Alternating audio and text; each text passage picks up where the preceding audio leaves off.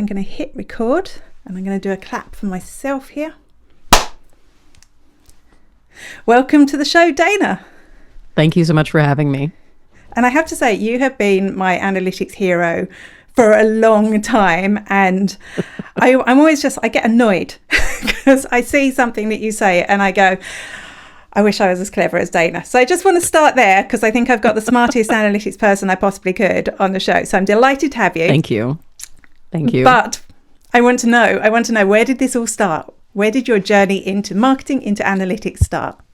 Yeah, I actually have a good one for this. So I actually have a degree in geography. I went to school in the mid-90s. And so the internet, like the first web browser came out my first year of university. I think that if I had been slightly younger, then I probably would have ended up in the internet from the start. But there was no internet yet. So I was like, I like computers, but I don't know what. And so I ended up going to geography because I also really enjoyed physical geography specifically. And I have a degree in geography and I focused on what's called fluvial geomorphology, which is the focus of how rivers evolve and change over time. And then I did another year after my degree in ecosystem restoration. So like restoring rivers that have been damaged from human processes back to a natural state. And so that was totally going to be my career, 100%.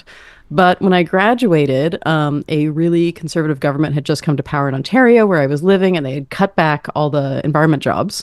And so there was really no jobs out there, and I couldn't afford to do a free job to actually get a paid job. So I interviewed at a software company that made environmental management software for American companies to help them report to the Environmental Protection Agency. Like, okay, it's computers and environment. This will be a good match. Did that job for a while, ended up working at a CRM company for a couple of years after that. And then I got laid off and I had 6 months worth of severance. And in the meantime, I'd been sort of fiddling around with making websites on the side, like just for fun. And then when I got laid off and I had the 6 months of severance, I thought, well, now I can, do my own thing and try to make a go of it working for myself because I'm not a great employee.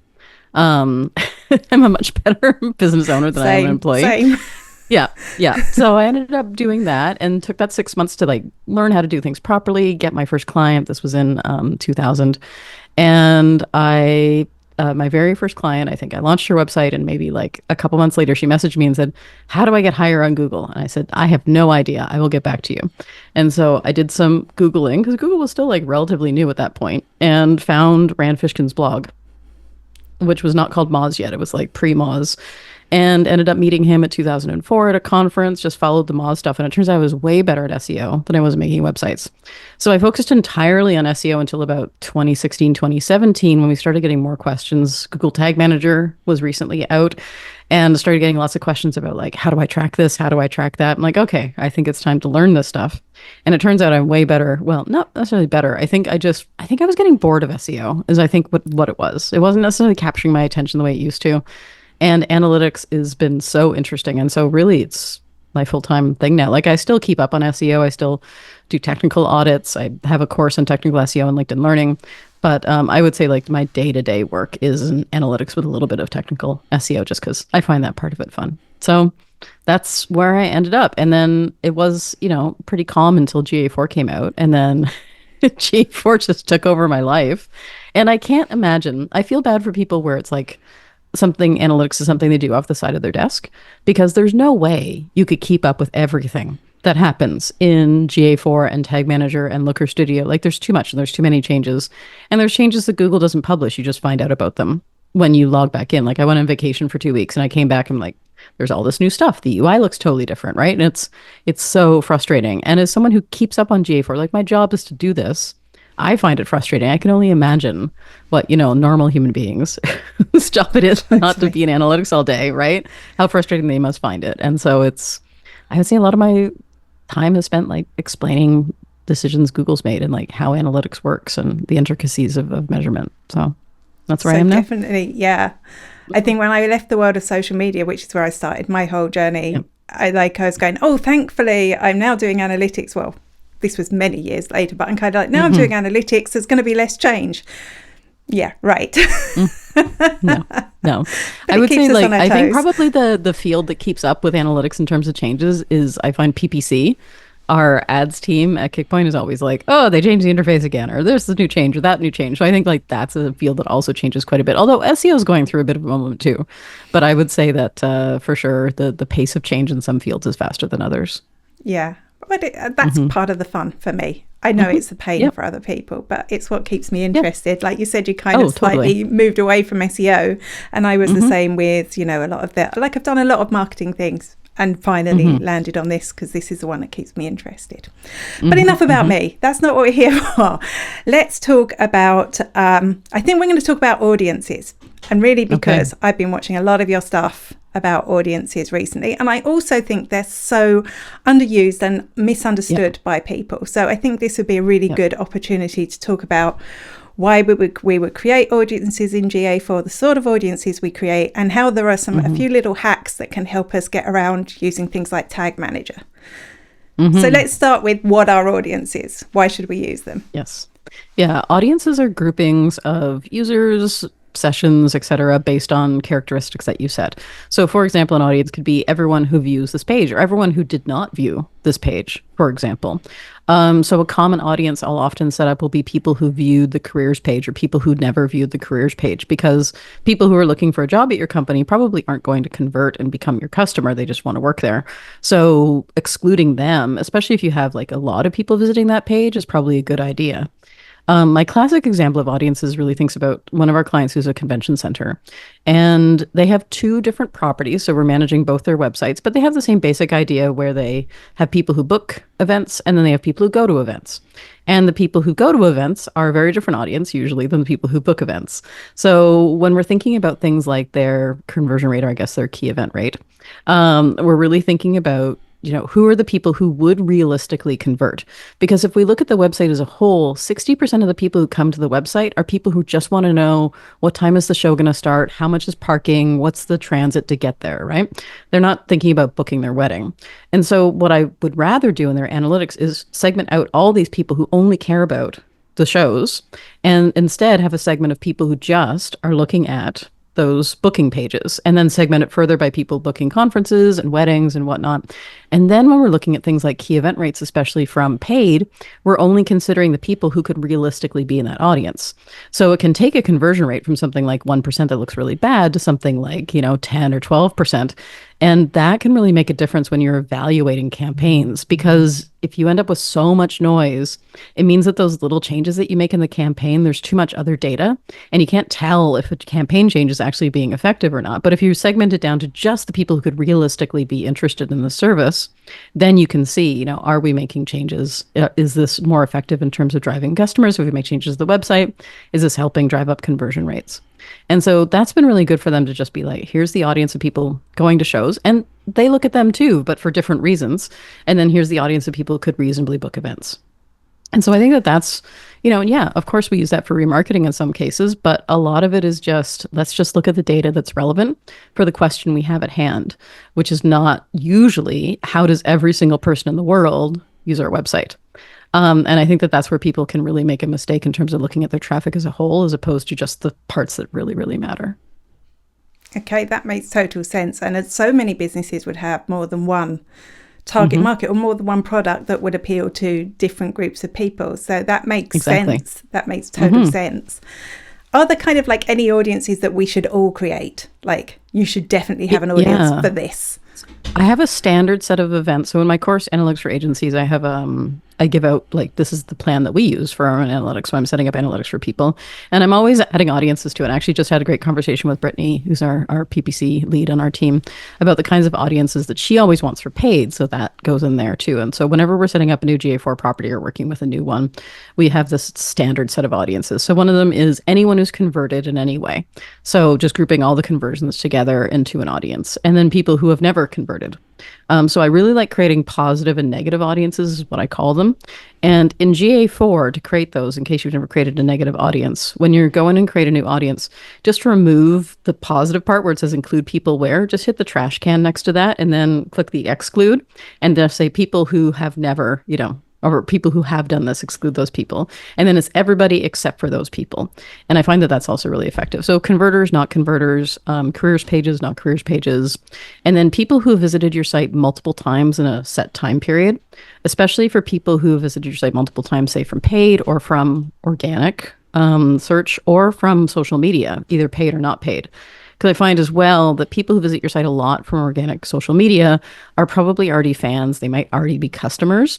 And so you wouldn't expect them to necessarily purchase. So you might want to exclude those from any sort of conversion analysis you're doing. Key event analysis. I'm never going to change that word. No, It's just going to be conversions forever, right? I can never remember that. Never.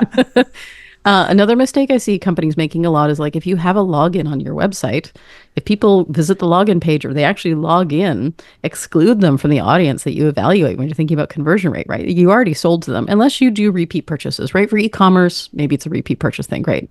But if you're in a SaaS business, they bought. They're probably not going to buy again. So why are you using them when you evaluate your overall site conversion rate, right? Like those people are going to skew your data. So you could exclude them entirely from, to have an exclusion audience and people already logged in, and please use that exclusion audience in paid. Like it's not perfect, but like don't advertise to people who already bought the stuff. It's annoying. So people visit a lot from different places, people who've logged in, a way to exclude people. So for example, we have an audience of people who have accessed courses, like the logged in parts of the courses, and then we don't include them when we're thinking about people who've bought, because we want to make sure that we're not, they already bought. If they buy another course, great, but like that's not the primary purpose of, we want to evaluate their engagement instead. So I would say those are like some standard audiences to set up.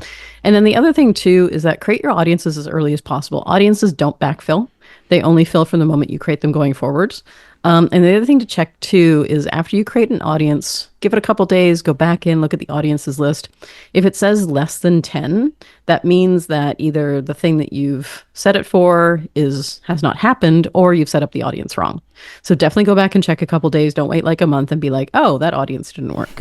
But if you're having trouble figuring out what audiences are, this is where explorations, which I talked about actually at your event. So if people haven't watched that video, you should. But setting up explorations is great because you can do a segment and exploration, which is a great way to test out an audience before you go ahead and create an audience, because segments are backward-looking audiences essentially, and you can create audience based on segments once you have something that you've put together that you're really happy with. So just experiment with audiences. It doesn't hurt to try audiences. They don't negatively impact your data. Just create stuff and see if you're getting the kinds of people in that audience that you would expect to. One of the things I used to love about audiences, or one of the things I used to do most with it, was I used to use them in comparisons. And then, of course, like not long ago, Google rolled out comparisons, which I'm freaking delighted about, instead of having like this bookmarks bar full of things so that I can reactivate comparisons. They're there. But I think people get confused now, because you can create a comparison, you can create an audience. So when should you create a comparison? Like one that sticks. So you can just, for anyone that hasn't tried them, you can just create one that's just there for now, but you can have them. I do want to say that if you want to create a comparison that sticks, this is where I don't like the UI, because if you're on a report and you create a comparison from there, it doesn't save. But if you go into the admin and click on comparisons and then save it there, then it does save. So keep that in mind. I feel like that's a UI fail. Yeah. Lots of people made that mistake. Yeah. Anyway, so it's I do like the new comparisons for sure. I do wish you could save them with reports though. I feel like that's a feature that needs to happen. Like you can save a filter with a customized report. You can't save a comparison. My rule of thumb with comparisons versus audiences is like, is there more than one action that a person could take? Because comparisons are really just like one dimension. This is the thing. And also you have to create an audience if you want to look at any metrics at all, because comparisons and filters are just for dimensions. And so if people are like, what's a dimension? What's a metric? Dimension is a grouping of data, like pages viewed, and a metric is how many times people viewed the pages. So if you want to say, I want to look at people who viewed more than 5 videos, or people who've looked at least 10 pages, you can't do that in a comparison. You'd have to create an audience. So that's something to keep in mind as well, is just the type of evaluation you're doing will determine if you're doing a comparison or an audience. But I mean, honestly, I just like creating audiences just because it's handy to have. And then you can get them out into Looker Studio too, which you can't do with segments and you can't do with comparisons. So creating an audience is always good there. And of course, you can make a comparison. No, you can make an audience a comparison, because I went obviously into comparisons. Because then it's a dimension. Yes. Yep. So yes, that works really well. So it does save all that time that I used to have of trying to create these complex reports. Okay, so I know there's some magic we can do with audiences that I totally don't do. And that's what I'm talking about when I watch your stuff and I get annoyed that I hadn't thought of that myself. So the first one was I watched a video you had, or it was a post, I can't remember, but it was about how you could use audiences to do things that you would normally need to use Tag Manager for. Yes. Yeah, that was so that was actually a lesson that we released from my practical GA4 course because a lot of people who take my practical GA4 course have been handed GA4 and they're told, I don't know, you figure it out. And they don't have tag manager or like tag manager is like this is a step too far, which is totally fine. Not everyone has to be a tag manager expert. And I appreciate why Google really is pushing Tag Manager hard when they pushed out GA4. But like again, if analytics is off the side of your desk, you learn GA4. Good job. You don't have to learn Tag Manager as well. And there is a lot you can do within GA4 that doesn't require Tag Manager. So one of the examples that I showed in that video, there's a few different things, but that video specifically is talking about how can you record clicks on different items without using Tag Manager. Because typically if someone says, well, I want to record a button click, and this button specifically, you'd have to use Tag Manager. But what if you can't or won't? So one of the things I recommend in the video is adding a parameter to your URL. So let's say your website is my website, kpplaybook.com, and you want to record people clicking on the sign up button, for example, for newsletters, and the one specifically that maybe is in the header. So in that case, you could add a parameter that would be question mark page underscore location equals top nav, for example. Make sure that URL will actually work. But then what happens is when you click a URL on your site, it does record in the full page URL. So this isn't the page path dimension. This is the page URL dimension. It will record the entire URL, including that parameter that you added. And then you can make an audience of people who've clicked on that URL specifically or like viewed that URL that includes that parameter. But then the magic part is what if you want an event that's recorded every time someone does that? Then that's where you would use the audience, the event trigger in audiences. And you can trigger an event every time someone enters an audience. So if you make an audience that the duration of it is 1 day, that's the shortest you can make an audience, then you create a trigger and say, every time someone enters this audience, record this event. Typically, I prepend audience created events with AUD underscore so that I know where they came from. Otherwise, you're digging around going, where is this event coming from? What is that? That's my way of naming it. Come up with your own, but definitely have a way to delineate like this is an audience created event so you're not wondering later where it is or document it really well. And then what you do is you also check the checkbox to readmit people to the audience when they re-enter the audience. So like if I click the button today and then I click it again 3 days from now, you'll want to record that event twice. So make sure the duration is 1 day. And that means, if I click it 3 times in 1 day, it'll only record one event. Oh, well, like there's the limitation of it. But the reality is, most people probably will only click it once. And then every time they click it, even if they come back and click the same button again 7 days later, they will still record a second event. So the trick is to fire an event when they enter the audience, make the audience duration 1 day, and then make sure that you fire another event. I think the checkbox is called fire an additional event when the audience membership refreshes, is what it's called.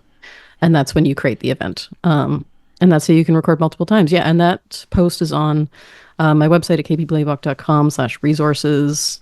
I'm going to look up exactly what it's named. Make sure there's a link in it's the show notes. Are people engaging with X? Are people clicking X? And that's a free lesson for my practical GA4 course.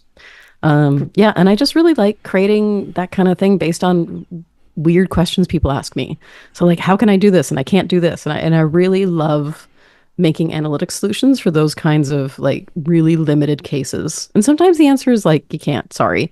But I'm stubborn and I always try to find a way to make it happen. Yeah, I love that kind of digging around that you get to do in analytics. But yeah, I haven't made any genius moments like that yet. One day I'll get there, right? Well, I'll say the other thing too that I use audiences for quite a bit is the funnel exploration is one of my favorite explorations in GA4. And the easiest way really to make steps in a funnel is if you have events for it. So for example, it can be an audience based on just viewing a specific page or viewing a specific page and taking an action. And then if you have an event that fires when someone becomes a member of that audience, you can then use that event as a step in your funnel. You can even use those audience triggered events as key events / conversions. So for example, if you're ads team, if you're saying, well, we only want to, have someone convert when they, for example, for one of our clients who has Google Ads grants, one of their major goals is people really engaging with their content. So instead of a purchase or a donation, we have another key event that's actually people consuming their content, which is a tag manager recipe we have available on our website, which means that they spent long enough on the page to read the page and they got all the way to the bottom of the content. And so by recording that, we can then send that off to Google Ads, for example, and then say, have an audience of people who've consumed at least 3 pieces of content, fire an event, make that a key event. Those are people who are extra engaged, for example. So that's really where kind of thinking, I always tell clients, like, approach this like you're not thinking about the limitations of the product. Tell me in an ideal world what you want. And then my job is to figure out whether or not that's possible. And that's really the best way to approach analytics. Don't approach it from like what you think you know or what your limitations are in terms of like, I don't know if we can do this. I don't know if we can do that. To say in a perfect world, this is what I want, and then see if there's a way to make that happen. So getting the right questions from, is it asking the right questions? Mm-hmm. Is it really, I want to know this? And as long as you've got a good reason to, because I would quite happily jump down a rabbit hole to find anything, but really to use my time wisely, you've got to have a good reason for me to find out something. Oh, yeah. And I find too with clients, like, don't say to me, well, how many sessions have we had per channel? Like, tell me what your question is, which is, what is our most popular source of traffic, for example, right? Like, phrase it like Jeopardy. It's like the answer is in the form of a question. And I find that this is where this is really helpful for them to kind of take a step back from the dimensions of the metrics and just think about what is the question you're asking of the data. Because really, especially when you're putting together reports are a story that answers these questions. And so usually when I'm making a report, everything is a question. How often does this happen? Do people who come to the site via different devices actually, convert at the same proportion that they come to the website? Like, those are the kinds of things we want to know. Is this audience engaging with our content? How many people bought this thing, right? Those are all questions. It's not, purchase conversions or anything like that. Like, I think we need more plain language in analytics reporting. In Google in general, I have this phrase that I use when I'm teaching, Google-de-gook. Because they never phrase anything in the most simple way that you can. And it's like, it's really busting through that and getting into like the plain English. Absolutely. Kind of going into a different topic, because we were talking about this before we started recording. And I think it is important, which is, how accurate is our Google Analytics data? And I'm laughing as I say that. Yeah. It's not accurate at all. I mean, how accurate it is kind of depends on your own limitations. So, for example, you're in Ireland. There's this little thing called GDPR, which some people in North America are vaguely aware of, and some people think it doesn't apply to them. It does. And if you're in Europe and you have consent management on your website, and most of your audience is coming from Europe or the European Economic Area, technically, that means that you probably don't have a lot of people saying yes to being tracked, right? A lot of people love clicking that deny button. And if they say deny, you can't track them, and there's this cookieless tracking in GA4 where you're sending still data to GA4. It's just not personally identifiable. Is that GDPR compliant? I think the jury is still out on that one. We'll see. But even tools like Matomo, for example, which they say is GDPR compliant, they also have cookieless tracking. So that is like a technique that these tools use. But the problem is that, again, even if you track them cookieless, you're still not getting the same kind of data you would if everyone said yes to being tracked. And sometimes that data is kind of crap. And I don't necessarily want to include it in my reports because it's Google kind of making it up as it goes, this Google model data. I'm not a big fan of it. So in that case, you only have half of your traffic, maybe even less. I've seen some cases where only 20% of users to a site said yes to being tracked. And so a lot of consent management tools, my personal favorite is CookieBot, which is just, I think, rebranded to User-Centrics, but CookieBot is my favorite. And they have a chart showing you percentage of people who said yes to different kinds of tracking. And then you can see, only half of our users have said yes. So if I'm looking at my analytics and I see these numbers, that's only half of the overall users. And even, on top of that, there's people who use ad blockers, which I know that there's this new version of Chrome coming out, which is going to make it less easy to block things. But you know what? People are going to find a way to not be tracked. And you kind of have to respect that if people say no. So it's where, even for example, my own website, the KP Playbook website where we sell courses, marketers love ad blockers. We can only track half of our sales. And of the half we can track, half of those show up as direct because also people remove my UTMs that I put on absolutely everything. Like, I am dedicated to UTM tracking my URLs, but people remove them all the time and then they just show up as direct. I'm like, that's great. Thanks so much. I have no idea what's working half the time. And so, that's kind of the reality of it. So if I looked at this data and I said, oh, well, this is 100% of my tracking, it's not. I can see in our actual, you can't hide that you bought something. So we can see the number of courses that people have bought and the amount that they've spent, but a lot of it just drops into a black hole of we have no idea where these people came from. And so people will look at that and say, well, your tracking must be broken. Like, this is inherently how the internet works these days. You can say no to being tracked. You can hide your steps. And sometimes too, like systems don't talk to each other. For example, if I'm on your website on my laptop and on my phone, and you don't have a login in any way, so I'm not logging into the site, I'm going to show up as two users. There used to be Google signals in GA4 that would tie that together, but that's not showing in GA4 anymore. So I show up as two individual users, even though I am the same person. It doesn't matter. It's like if you think about, say, a user is like, your driver's license, and then you think of your devices as like individual cars. Like the government knows you're you. You have these two cars, but all I see are the two separate license plates in GA4.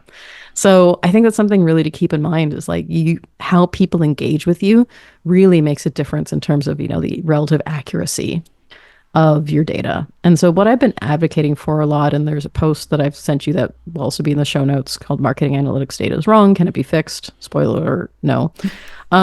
There's a lot of stuff that you can do in terms of how you report that focuses more on what I call directional reporting. Are things moving in the correct direction?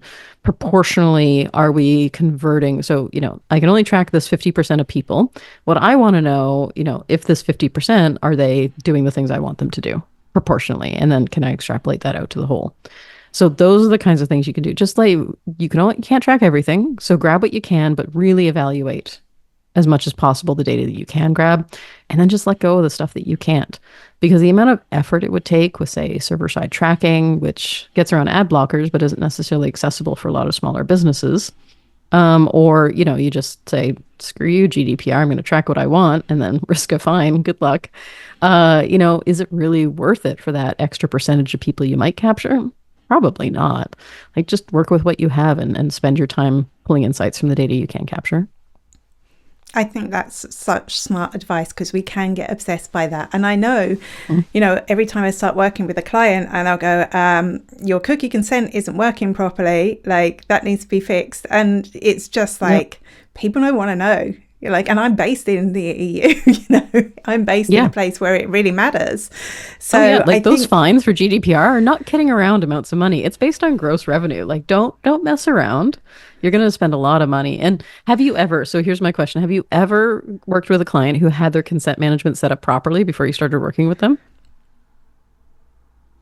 Because I never have. I'm kind of thinking there's one I just did some work for, and they had a pretty hot marketing agency. So it was the best analytics setup I'd seen. Usually I go in and there's 10 different properties, and, 3 different tag managers all sending different things.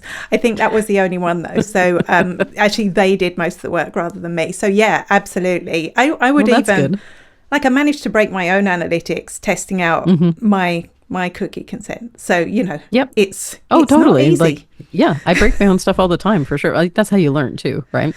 So another thing break too, your which own reminds stuff. me, Break your own stuff. I have 3 GA4s running on my website. One is just like a test property that I try weird stuff out in. Another one's a backup of another experiment I'm doing. And the other one is production data where I do not putz around with that. So have a second GA4 running on your website that can push off to and do your weird experiments there, so you're not playing around with production data. There's no real appreciable hit in terms of speed. It's very quick. So I would say set up a few GA4s, experiment. Just don't touch your production data unless you're sure that the thing you want to do is working properly. Yeah, that's really good advice. I probably should have done that, of course, instead of now looking at my analytics and going, you know what, I should just install it again, start back from scratch my consent. I did totally kill 90% of my traffic and all my key events when I messed around with it for a little while. So now I look at my key events and go, there was that. So yes, I should have a second property. I'm going to do that. That's the first thing I'm going to do when we finish talking. I'm going to put a second GA4 account on there so I can't break it. Yes. Okay, great advice. So it's not accurate, but we can still use it to see trends, for example, to see, are we doing better this month than we did last month, better this year than we did last year? Okay, great advice. Yep. And and I would say in that post as well, something else that I talk about is one of my favorite charts. I know people make fun of pie charts as being bad data design, but I really like doing 2 pie charts. I have a pie inside a donut. It's like a turducken, but the donut is a percentage of traffic by channel, for example. And then the inner pie is the percentage of key events by channel. And then you look and see, do the slices match up? And if there's a weird, out of whack, like you have way more organic traffic than you have organic traffic converting, then that says, these people are coming to the site, but they're not converting. Where are they going? Why aren't we converting them at the same rate whether we're converting visitors from, say, paid or other channels? And that is really, there's no numbers on that chart. I don't show percentages. I'm just looking at the size of the slices. And that's the kind of chart that anyone can look at and immediately see if there's issues. There's no numbers involved. So you're not getting hung up on like, well, this says 19 form fills, but I have 22 form fills in my CRM. Your analytics is wrong. Yeah. Those 3 people had ad blockers, or consent management or whatever it might be. So it's, I really like those kinds of charts because it takes away the focus from the numbers and really thinks about the proportions of the data and if they match up. Not all pie charts are bad. I just thought I'd throw that out there. No, and it's funny because I was just looking at Measure Camp from, Measure Camp just happened in Chicago and there was like a whole session, people making fun of pie charts. I'm like, no, sometimes pie charts are good. If I had been there, I would have defended them. I think it's just a case of, and I know I used to do this as well, they look pretty, right? Because they're nice colors, like on the screen. So before I really got into understanding data visualization, I was the person that was doing them all wrong. So, but yeah, a pie chart can actually be effective if it's used well. And that one sounds cool. I'm going to check that out. Yep, there's an image of that in the post as well about Great. Yeah. So for an example of a great pie chart, everyone have a look at that. I'm going to move on to the quick fire questions unless there's anything you wanted to add in there. Okay. All right, hit me. So data, or data? Oh, data. Data. Yeah, well, that's what I'd expect. I'm data. I'm data too. Is that a Canadian thing? Is because obviously you're in the US. Canadian. So the Canadian accent is like this weird mix of the UK and America. And it does vary based on where you are in the country. Like I'm from Ontario originally. Definitely there's different ways we pronounce stuff in Ontario than like where I live now, which is British Columbia out in the far west coast. So it does depend on where you grow up. People know I'm from Ontario sometimes when I speak because of how I say things like farm or car apparently sounds very more East Coast than West Coast. So yeah, it's I don't know how they say it in the States. I'm sure that's maybe data. That sounds very British though, to say data. They say data a lot. And data is the guy who has the Loves Data YouTube channel. I don't know if you've ever seen him. Oh, I didn't realize there was another way of saying it until I watched his channel. And then I was like, okay, good. Yep. Right. The second one, I almost bounced in earlier when we were talking about this. And then I thought, no, I'll leave it to the end. It's a quick fire question. So cookies, do you dunk them or do you delete them? So as in a cookie banner, is it a yes or a no? Most of the time I just say yes to get it out of the way, but I have an ad blocker, so I know it's not doing anything. So I am the problem. I understand that. Marketers are but if the it's problem. a company I really like, I do say yes to cookies. And sometimes if I'm going to like buy something from an ad, I also say yes to cookies. I'm like, that ad company should get credit for this ad because it was a good ad. So I really do think about it. Yeah, I think we are the worst. We are totally the worst for this. I actually do accept cookies most of the time. It surprised me. People who listen to this podcast are sick of me saying this because I always say, surprised me that so many people don't. Like people who aren't marketers don't either. When I started seeing my stats coming up in my cookie banner, whatever you want to call it. Okay, third one. I'm just looking at how it's auto-corrected that for me. AI, yay or nay? Yay, absolutely. I would say AI has been, up to a point. So for example, I teach a course at the University of Alberta. At the beginning of the year, I submit my questions for assignments into ChatGPT just to see what it gives me. And that's my banner to be like, okay, is a student just like ChatGPT'd it? I don't care if someone uses ChatGPT to help them write their stuff, for sure. And I think it can be valuable, especially, if you have English as an additional language, that it can really help like tidy up your grammar and stuff if you're really struggling with that. But don't have the ideas come from ChatGPT. It's either to help you build an outline or to help tidy things up at the end. It's not where the ideas come from. And what I want to see from people is like, what are your ideas? And then use ChatGPT to clean it up. Because I think of it like a calculator. In math, we're allowed to use calculators now. And the same thing for grammar, right? There's no reason that we can't use something like ChatGPT to help tidy up grammar if that isn't your strong suit. Like doing math. No, I'm not going to figure out like 24 times 56, I'm gonna use a calculator. The same thing for like, what's the correct way to write it's? Use ChatGPT for that sort of thing, you know? Yeah, actually, that's really good. I hadn't thought of the calculator analogy, but yeah, who wants to be there Yeah. kind of working out like complicated math problems when we can just do it? I gave a talk to a teachers association. They were very stressed about ChatGPT when it first came out. I'm like, look, this is eventually it is going to be like the calculator, and I don't think there's anything wrong with that. Like, you still need to teach people the basic rules of grammar and structure and everything else, but at some point, it's like when you learn long division in school. If they still teach that, I don't know if they do, but when you learn long division in school, you know that was okay. Now you know how to do it, and now we're going to use calculators forever. The end. You know, just learn the structure, but then there's a faster way. So true. Okay, so that's my 3 questions, but I do have an additional one, which is, what one thing, and you've probably got a massive list, would you change about analytics if you could? What, maybe Google Analytics, like what one thing would you like that it shows you, or one thing that it doesn't do that you would love it to do? Annotations. Honestly, if I had to pick one thing, it would be annotations. And I was talking to Krista Seiden, who people might know used to work at Google on the analytics team. And I said to her, like, what are annotations coming? Because she knows a little bit of like behind the scenes at Google. And she's like, nobody used them. Like, that's a lie. Everybody used them. Everybody I know used them and misses them so much. And yeah, there's tools you can use that will overlay it. Like, one thing we do is we have a Google sheet that overlays annotations on top of charts in Looker Studio. But like, annotations in GA4 should have been there, and I miss them. And sometimes it's easier just to put it in one single place instead of remembering to open the sheet. People forget about it. If they're in analytics already, looking at the impact of something, it's so much easier to add annotations there. So hopefully they're coming. I mean, like, I heard a little rumor that maybe, but yeah, I would love to see annotations. There's so many other things I would change, but I feel like for a quality of life update, annotations feels important. I kind of think they're bringing the features back a little bit at a time, because we got the anomaly detecting circle, which is like very exciting. Which is so funny because but we had that in explorations. I don't think I want it outside of explorations, only because it adds a lot of visual clutter. And what I worry about with the GA4 interface is I feel like they're adding like this plot row stuff and everything else. That's helpful, but it also adds a lot of visual clutter. And I'm always an advocate for like, make your stuff as tidy as possible, only show what's important.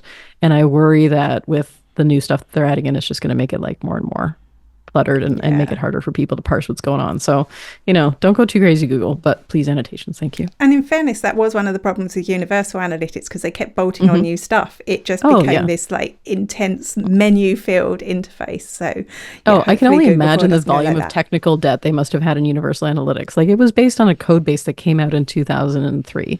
It was creaky. Great. I have a long list of analytics things, but we could be here all day talking about that. So I am going to say thanks a million for giving us your time today. Where should people go? I know you have a few courses, so tell us about those, who they're for, and then where they should connect with you. Yeah, definitely. So my website is kpplaybook.com. I'm mostly on LinkedIn. There's only 2 Dana DiTomasos in the world, and the other one got married and hyphenated her last name, so now I'm it. So it's not hard to find me if you can spell my name right. And the 2 courses that I have on KP Playbook are Practical GA4, which is just GA4 in depth, start to finish. I assume that people know nothing, and I walk them all the way through from how does analytics work anyway, generally, all the way to advanced exploration work. And so there's about 6.5 hours of courses in there, so you could do it in a single day if you just sit down and watch videos. And then the other course I have is Analytics for Agencies.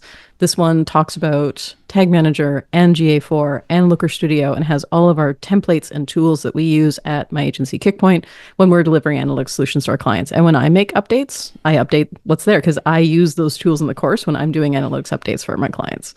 So that's, and it includes an office hours, and both courses include access to a community where you can ask me literally anything.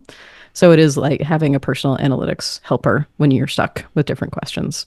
I would say that that's definitely the place to go. And then the other thing too is I do have 4 courses on LinkedIn Learning, one of which just came out in August, the new improved advanced GA4.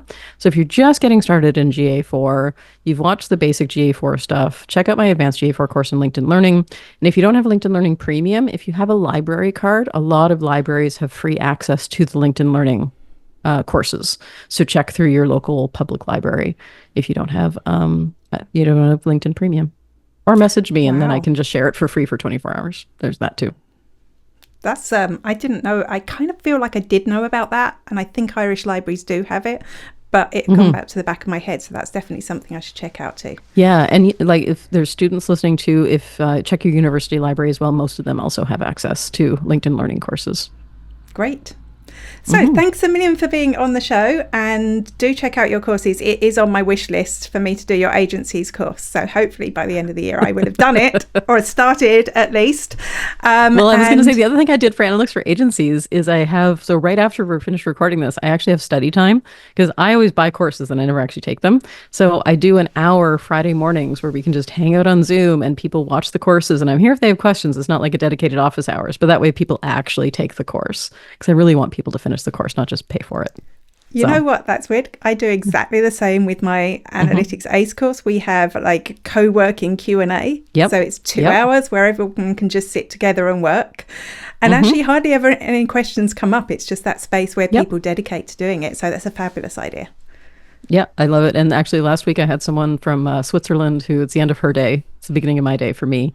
And she just pops some popcorn and watches analytics videos for an hour like it's a movie, which is so hilarious and cute. And I love that. So, yeah. Fabulous. Great. Well, yeah, like I say, that's on my wish list to do. So hopefully before the end of the year, I'll be in there taking that course. Awesome. And I'll see some of our listeners in there too. Thanks so much. Thank you for having me.